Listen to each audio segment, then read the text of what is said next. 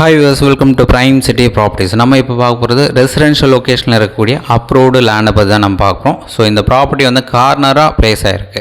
So corner பார்த்திங்கன்னா north and east facing பார்த்த மாதிரி இருக்குது.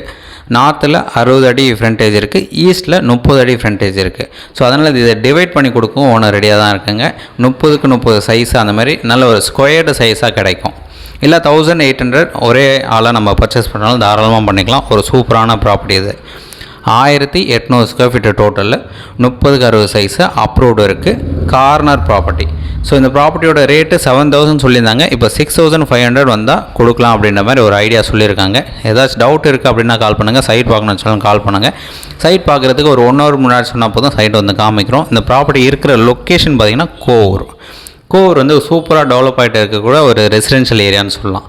ஸோ அங்கே இந்த ப்ராப்பர்ட்டி வந்து பிளேஸ் ஆகிருக்கு. நியர்பை லேண்ட்மார்க் பார்த்திங்கன்னா சென்ட் ஜோசப் காலேஜ் இருக்குது. ஸோ பஸ் ஸ்டாப் பக்கத்தில் இருக்க எல்லாமே பக்கத்தில் இருக்கக்கூடிய ஒரு residential area. Any doubt so call பண்ணிங்கன்னா நம்ம டவுட்ஸ் எல்லாமே கிளியர் பண்ணுறோம். ஸோ சைட் பார்த்துட்டு கூட நம்ம பேசலாம். ஒரு சூப்பரான property, north east corner property.